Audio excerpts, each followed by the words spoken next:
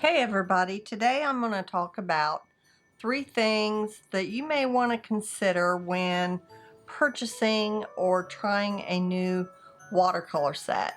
And I'm particularly going to talk about professional watercolors, not student grade. So I've recently purchased this Rosa Gallery Classic 28 paint watercolor set. This is a set from Ukraine and it's for professional artists. And I'm going to use my Painter's Color Diary 100% cotton. 100% cotton.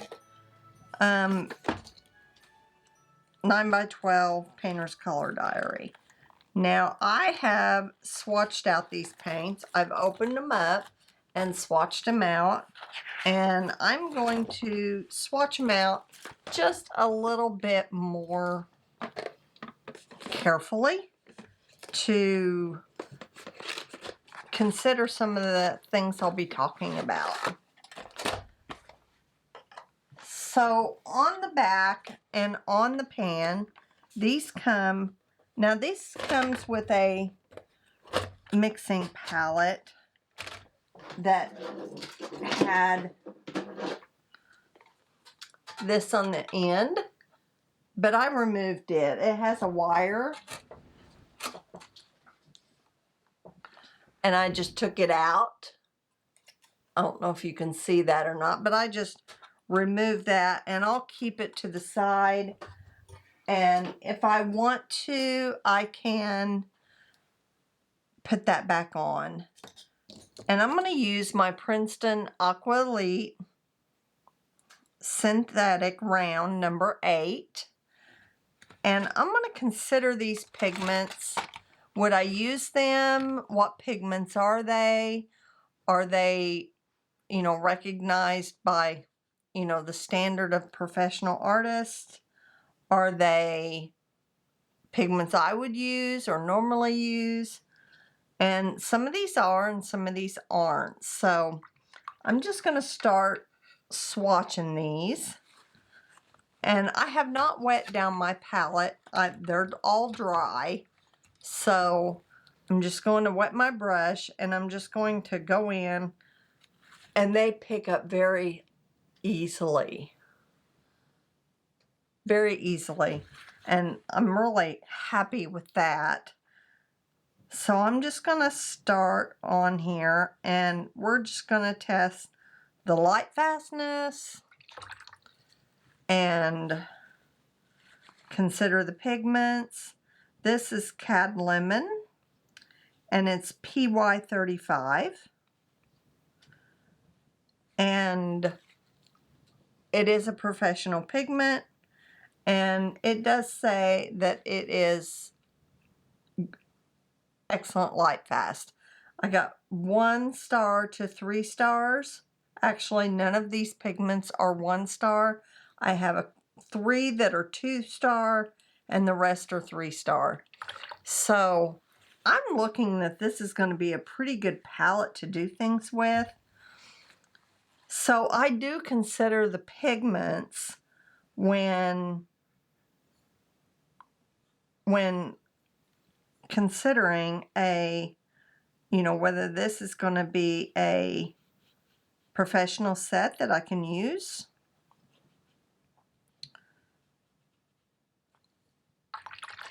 Even student quality paint can have real pigments in them.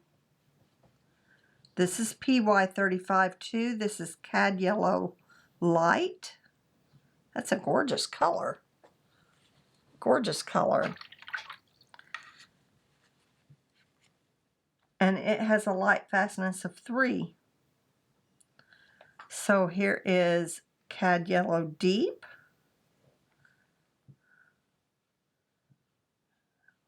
I just think these are beautiful colors. And I think you can get a lot out of them. So you do want to consider the colors and the pigments used. This is PY35 cadmium yellow, and it's got PO20. So an O indicates orange pigment.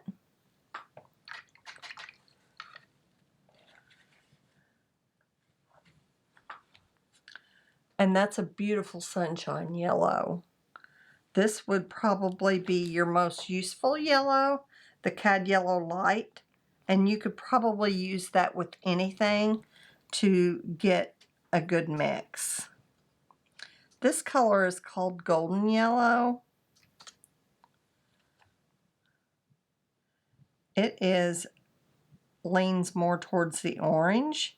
It's PY110. I always like to see as well how it will move.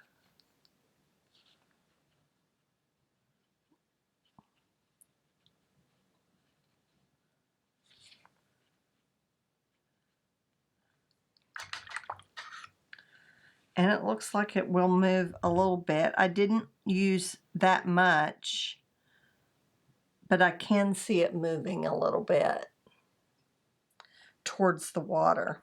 Now I can do a different kind of a swatch and wet the paper first to see how it's going to work for me, because I do like watercolors that move. And the next color I've got is Cad Orange. Let's see. 1, 2, 3, 4, 5. 1, 2, 3, 4, 5. Oh, this should be nice. Oh, yeah. Oh, look at that. It just really moves well.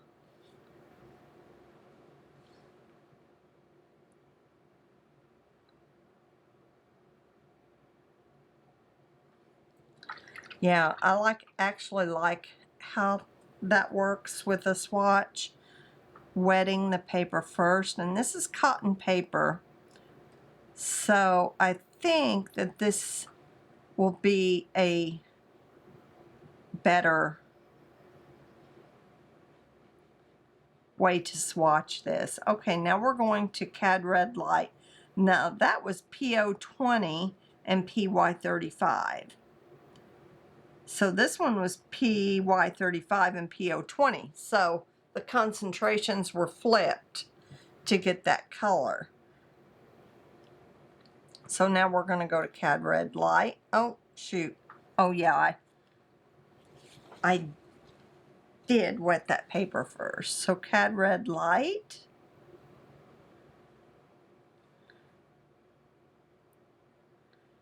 Is PR108 and PO20. Now, as far as reds go, and that's one of my second points, is are they light fast? Look at that cadmium red, how it just goes. It really explodes on the paper. But are they light fast? And most cadmiums are light fast. But sometimes cadmiums don't mix really well. Cadmium's red. Light will not make a good purple when you add it to blue.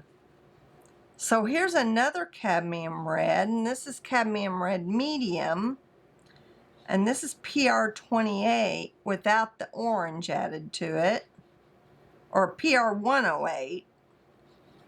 PR108, and that is going to be a little bit more of a truer red. These paints just lift up beautifully. Look how that cadmium goes. Look at it go. I don't know, but that's one thing I love about watercolor. Yes, that's beautiful. Okay, cadmium red medium. So all these are excellent light fast. Let's try it. Now this next red is Carmine. And it says it's excellent light fast. It gives it 3 stars. You'll have to excuse my heaters because it is really, really cold outside. Okay, so this is Carmine. And it is more of a cool red. Oh, look at that. Isn't that gorgeous?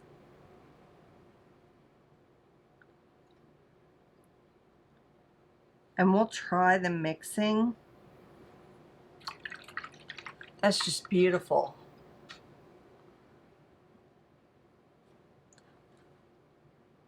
It says it's 3 light fast, so. And the next one is Madder Red. And it says it's 3 light fast as well. Where if you listen to everybody else and other watercolor and look on websites, most of your reds, they say, aren't light fast. That goes pretty good. This is more of a color of alizarin crimson, but it's PR 177 and PR 264. So that's a really beautiful color too. You could get a really good purple and a good orange with this Carmine. I want to try to get some skin tones out of this. Okay, the next one we got is Violet. Oh, I didn't wet my paper. Let me wet my paper.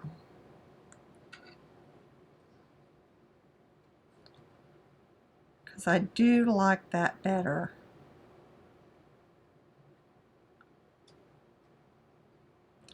Because that way I can see what the actual paint is going to do.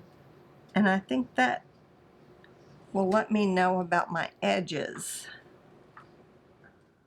Okay, this Violet is PV23. Now it's one that says it only has a light fastness of 2. Oh, but my gosh, look at that go. My gosh, it's so beautiful.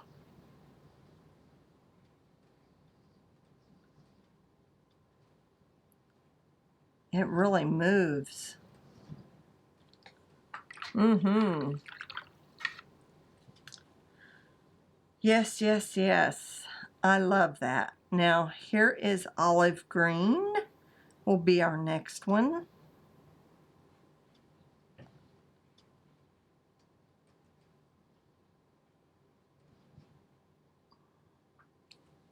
And what I ought to do is try to get some footage that is from a different angle. So this olive green is PG17, PY1, and PBK7. So it has a black pigment, PG17, which is a phthalo green,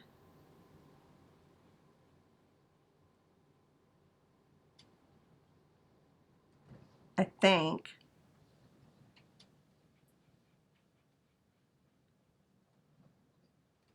Doesn't really want to move very fast.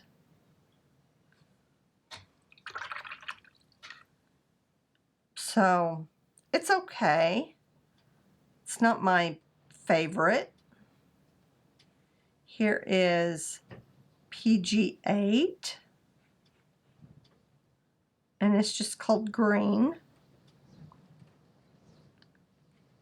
Oh, you hear that wind?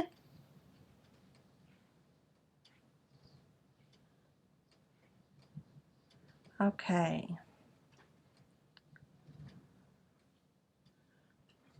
PG8 green. It moves well.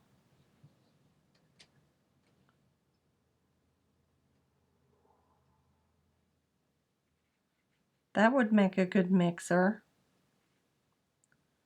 PG8, they say, is only a light fastness of 2. This has really surprised me, this palette. Okay, and this next one is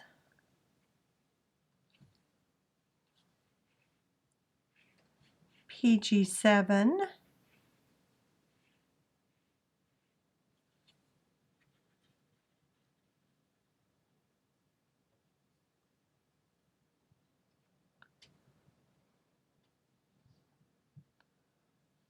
Which is, I think it's going to be pretty bright. Yeah, it's like a phthalo.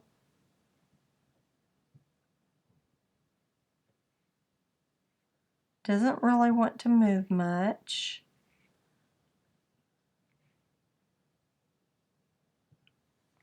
I'm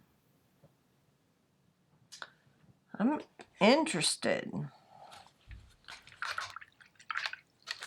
Okay, the next one is turquoise. Every time you rinse your brush, you want to tab it off on a paper towel so you don't have a flood of water going on your paper, because you can get little beads of water right here on the ferrule.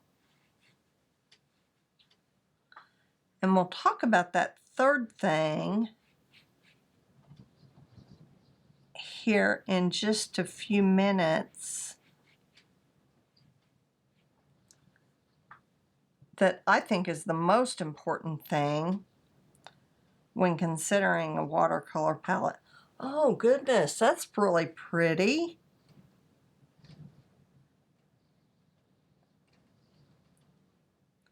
I have swatched these out, but not in water. And I love to see a color explode. That is the joy of watercolor. Okay, and this next one, it's a PB15. This is PB15:3 plus PG7. So this plus this, or similar.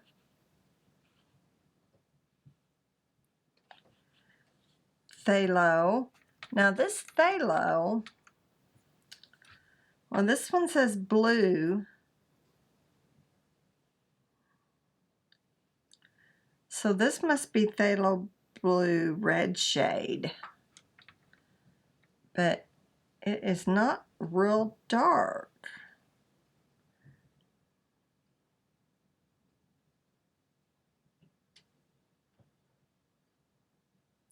Oh, excuse me, this is cobalt.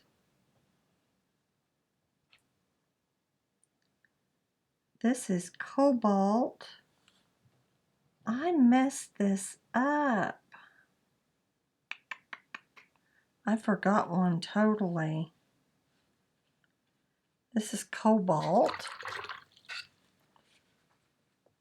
Oh shoot, I hate it when I do that. Okay, so of course I tried really hard to get it all right, but you know, it's the real with my brain. This is cobalt blue, and that's PB28, and I don't have any spaces, so I'm going to come down here and put the next one, which is blue PB15. So I didn't put PB. PB15. Okay, so let's do that one next, just to stay on track. And then I'll draw a line or something.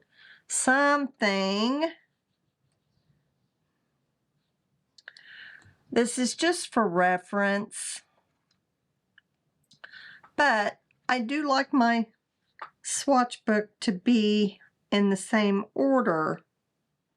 Okay, so this is PB 15, and it's a phthalo blue, and you can tell easily. And the reason I like to keep my reference correct is because I like to keep it in the same order as my paints. So, you know, you might want to be more careful than I am. All right, and then the next one is ultramarine.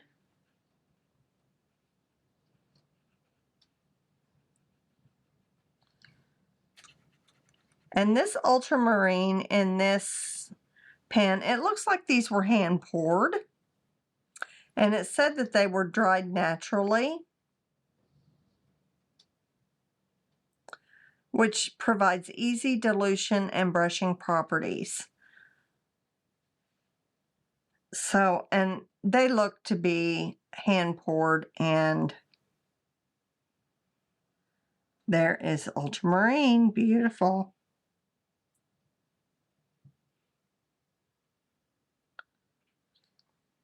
And ultramarine is granulating. That's a beautiful color. Good mixer. Okay, and the next one is blue indanthrene. And this is a beautiful blue as well.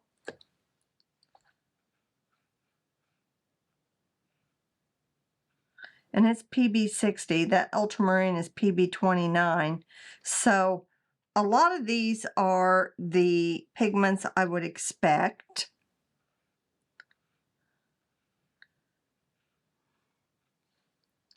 Okay, here's indanthrene.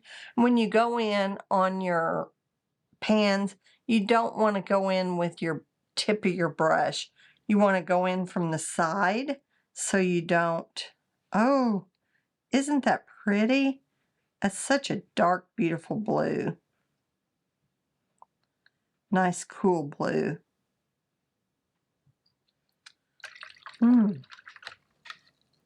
PB 60. And it says that it is light fast is very good too. This next one is indigo, and it is an unusual pigment. Usually it's like ultramarine and black, sometimes phthalo, but this has got PB 19 in it, so it's kind of a really dark,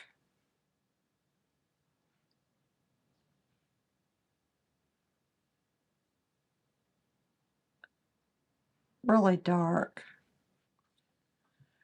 It kind of reminds me of Payne's Gray.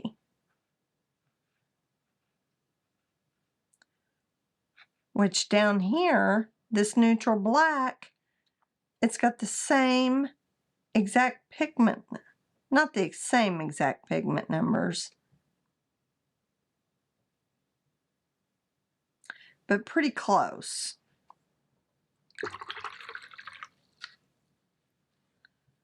That's a beautiful indigo. We'll see how it dries down. Okay, this next one is yellow ochre, PV 43 or PY 43 and PY 42. You usually see one or the other.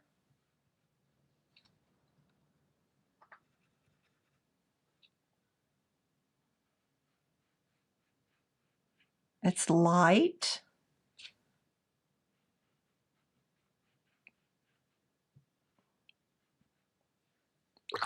Okay. Now, this raw sienna is PBR 7 and PY 42. And I'm anxious to see how it moves because Daniel Smith Raw Sienna moves beautifully. I love it. So let's see how this one moves.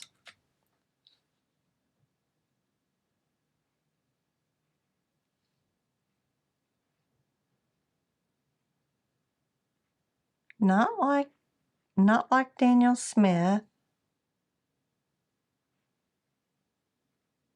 It's a pretty color.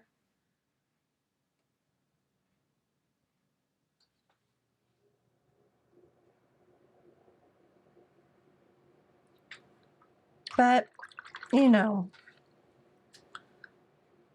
it's not the same. But these are lovely paints, and they are quite affordable, which goes on to the third point that I was going to talk about, and that I think is important. One of the most important things that are above pigments, or are they light fast, is, are these paints going to do what you want them to do? Oh, I didn't wet that paper. Here's English Red. You know, are they going to move the way you want them to move? Are they going to act like you want them to act? Are they going to be saturated enough? Are they going to mix well?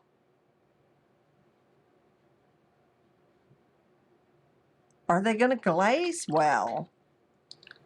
We'll check out some of these. Let's check out this Mars Brown. I'm going to wet the paper. I should have wet the paper on that English Red, which that's a pretty English Red. Okay, here's a Mars Brown.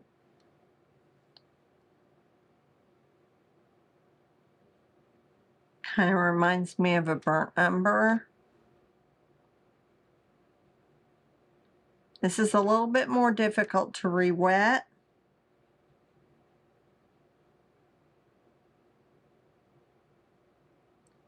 Yeah, that looks like a burnt umber. Here's burnt sienna. Let's get that paper wet so we can see how it acts. These are quite affordable. So that's another thing, you know, you don't want to spend a fortune on paint. Some of the paint can be really expensive. And these are a nice affordable option to get started with. This whole palette was 60 bucks. So I just don't know how you can beat that price for professional paints. And these are really, really nice. We'll go over and we'll glaze them to see if they lift. I think that's kind of important, because if you're going to use a couple layers and glaze, then you don't want to be lifting off your previous layer of paint. Here is umber. Oh, that's a little hard to lift. Some of the natural pigments are a little harder to lift. That's just like a very cool greenish brown color. Doesn't really move. Here's sepia. Moves a little bit, but not much. That burnt sienna moved well.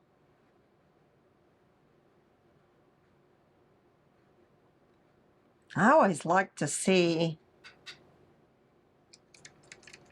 you know, I am addicted to watercolors. I like to collect them. And I use my watercolors, so here's sepia. It's cooler than Mars Brown.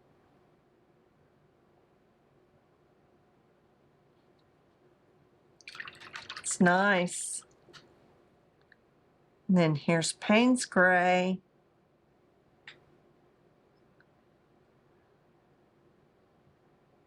Oh, I forgot to wet it. I do like to wet it to know if it's going to move. I like when watercolor moves.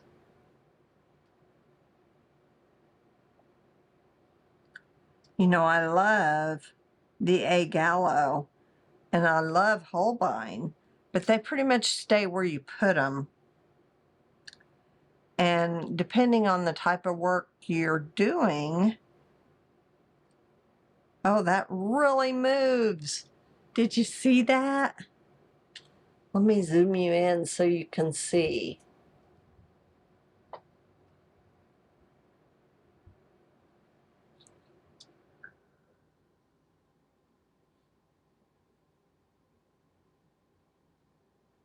That just flowed across the paper.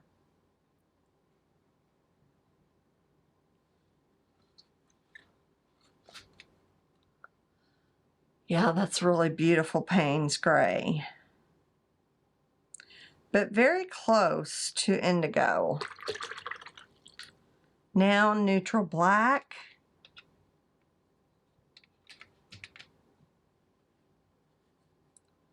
Let's wet that.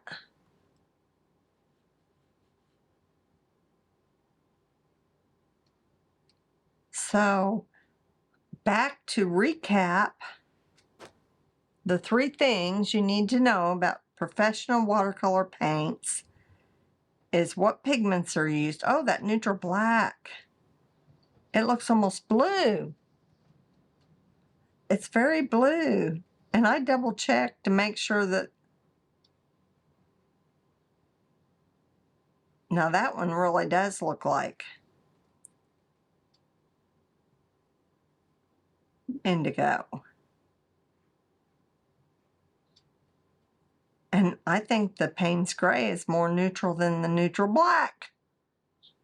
So they may have made a little bit of mistake because I double checked the labeling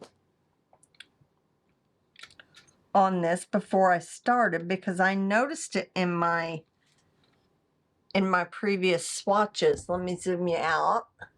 But oh, look at those paints. They're just beautiful, vibrant, transparent colors. Even the cadmiums are transparent. So let's do a couple mixes and see how they mix, because I think that is an important factor when considering purchasing a palette of paint. So let's mix indigo and cadmium yellow light. That always seems to make a nice green. So let's get that cadmium yellow light. It's very saturated, very bright. And let's get the indigo and see what kind of green that makes. And that does make a lovely green.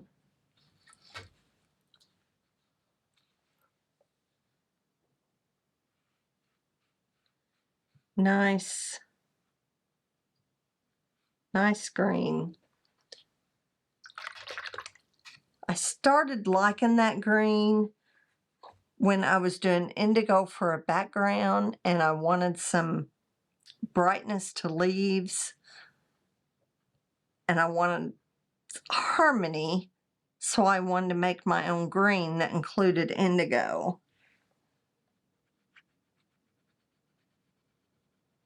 Okay, so let's see how the ultramarine does with carmine. Ultramarine is this one here.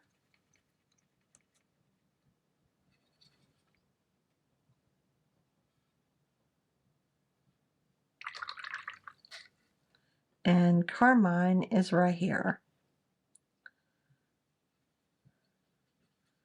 And that makes a beautiful violet.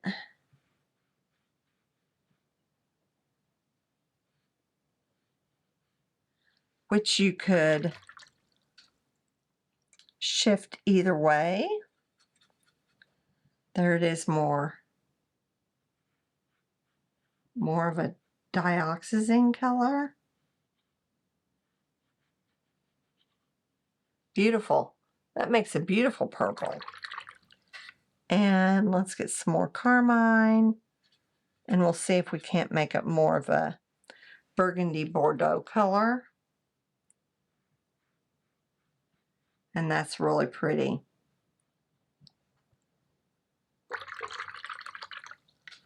All right, let's take some ultramarine blue.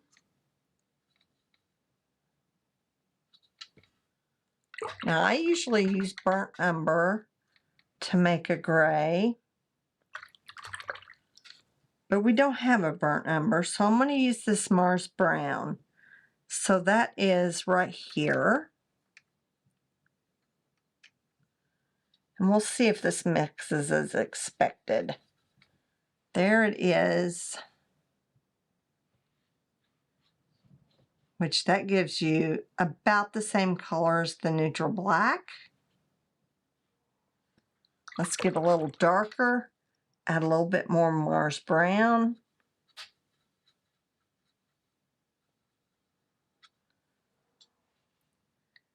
And that is making it more black.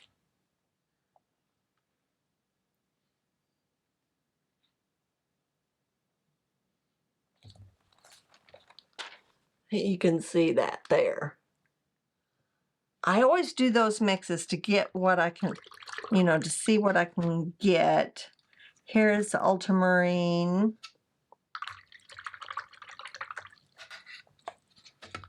Let me show you my palette here.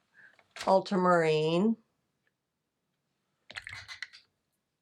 And I'm going to use burnt sienna. Burnt sienna. And that will give you a canceled out black color as well. A little warmer.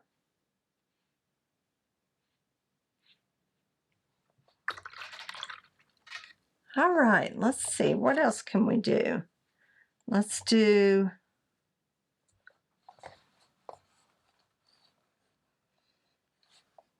a little bit more cadmium yellow to this green.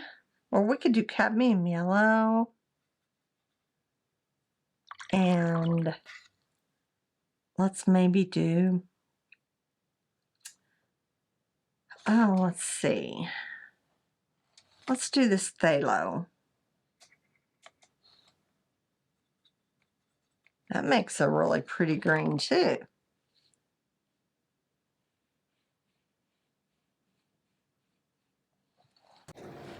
Phthalo blue and phthalo green.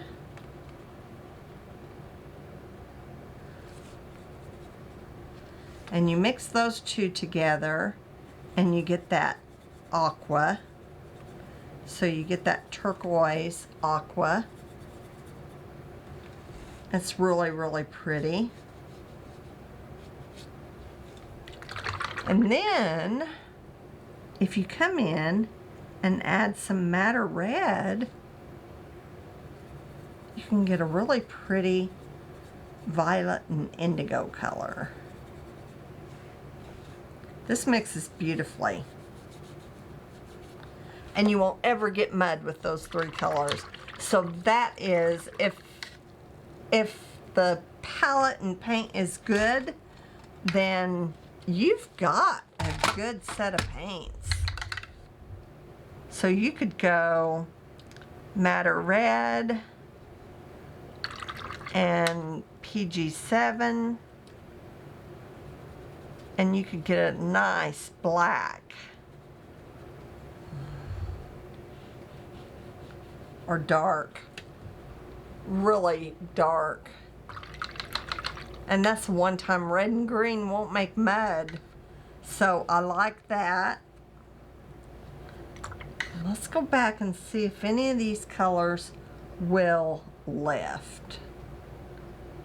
So let's go do a glaze. Let's do with carmine.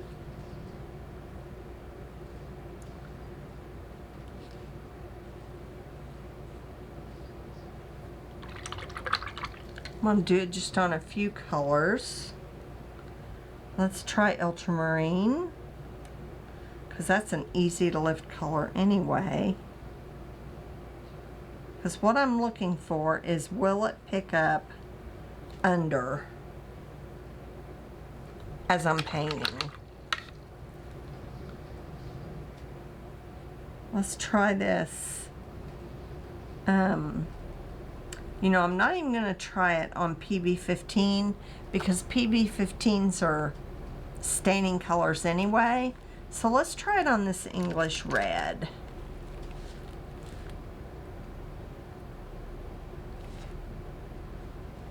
So you can kind of see, and I can kind of see where that is kind of picking up underneath it. And I don't know if you can see or not.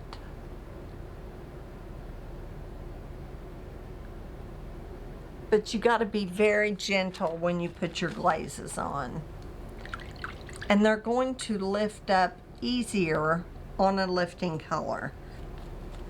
That will lift up easy. So yeah, those are 3 things. Another thing, you know, is what do you want to do with the palette? You know, do you want to use it as a studio palette? This would be a good studio palette. Do you want to use it for plein air? You could use this for plein air. So, do you want to use it with other media? You know, you could go over this with other media very, very easily. Colored pencils are a little waxy to me, and you can blend them, but not as easy as pastels. So when I like to do detail work, I'll just go over this orange so you can see it easier. I like to use pastel pencils or soft pastels.